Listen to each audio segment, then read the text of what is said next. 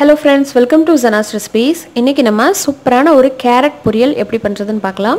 Carrot பொரியல் எல்லாருக்குமே தெரிஞ்சதுதான். இருந்தாலும் beginnersக்கு நிறைய பேருக்கு தெரியாது. அதனால அவங்களுக்காக எப்படி பண்றதுன்னு காமிக்கிறேன். கடாயில கொஞ்சமா ஆயில் சேர்த்துக்கோங்க. கடுகு, காஞ்ச மிளகாய், கொஞ்சமா கடலைப்பருப்பு எல்லாத்தையும் போட்டு நல்லா வதக்கலாம். கருவேப்பிலை தேவையான அளவுக்கு போட்டுக்கோங்க. வெங்காயம் வந்து பெரிய வெங்காயத்துல ஒரு வெங்காயம் நறுக்கி வச்சிருக்கேன், அதை போட்டுக்கலாம். கேரட் பொரியல் நிறைய மெத்தட்ல செய்வாங்க. இது பாத்தீங்கன்னா நான் செய்யற மெத்தட் பாத்தீங்கன்னா புளிக்குழம்பு, ரசம் இதுக்கெல்லாம் ரொம்ப சூப்பரா இருக்கும். காரம் வந்து இந்த காஞ்ச மிளகாயோட காரம் தாங்க. கேரட்டுக்கும் சேர்த்து உப்பு சேர்த்துக்கலாம். வெங்காயம் வந்து கண்ணாடி மாதிரி வதங்கக்கூடாது, அதுக்காக ரொம்பவும் முருகக்கூடாது. ஓரளவுக்கு முருகனா போதுங்க, ரொம்ப முருக தேவையில்லை.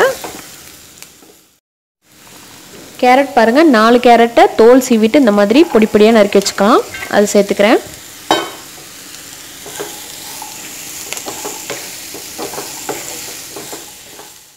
கொஞ்சமாக லைட்டாக ஒரு 2-3 ஸ்பூன் தண்ணி ஊற்றிட்டு இதை வந்து வேக வச்சுக்கலாம்.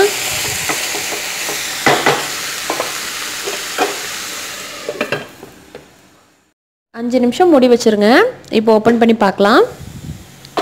இடையில 2 வாட்டி திறந்து விட்டு கிண்டி விடுங்க. பாருங்க, நல்லா குக் ஆயிடுச்சு. கேரட்லாம் வந்து ரொம்ப ஓவர் குக் ஆகக்கூடாதுங்க. பாருங்க, அவ்வளோதான், குக் ஆயிடுச்சு. இதை ஆஃப் பண்ணிக்கலாம். கடைசியாக கொஞ்சம் தேங்காய் துருவலை அதில் போட்டுக்கலாம்.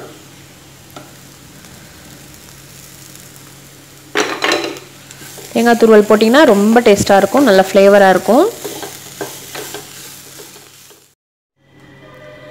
பாருங்கள், சுவையான கேரட் பொரியல் நல்ல உதிரியாக வந்திருக்கு பாருங்கள். கேரட்டை வந்து எப்போவுமே ஓவர் குக் பண்ணக்கூடாதுங்க. நல்லா இந்த மாதிரி கொஞ்சமாவது க்ரன்ச்சினஸாக இருந்தால் தான் நல்லாயிருக்கும். ஓகே ஃப்ரெண்ட்ஸ், இதே போல் நீங்களும் செஞ்சு பார்த்துட்டு உங்கள் கமெண்ட்ஸ் அண்ட் ஃபீட்பேக்கை சொல்லுங்கள். வீடியோ பிடிச்சிருந்தால் லைக் பண்ணி ஷேர் பண்ணுங்கள். மறக்காமல் சப்ஸ்கிரைப் பண்ணுங்கள். தேங்க்யூ. தேங்க்ஸ் ஃபார் வாட்சிங்.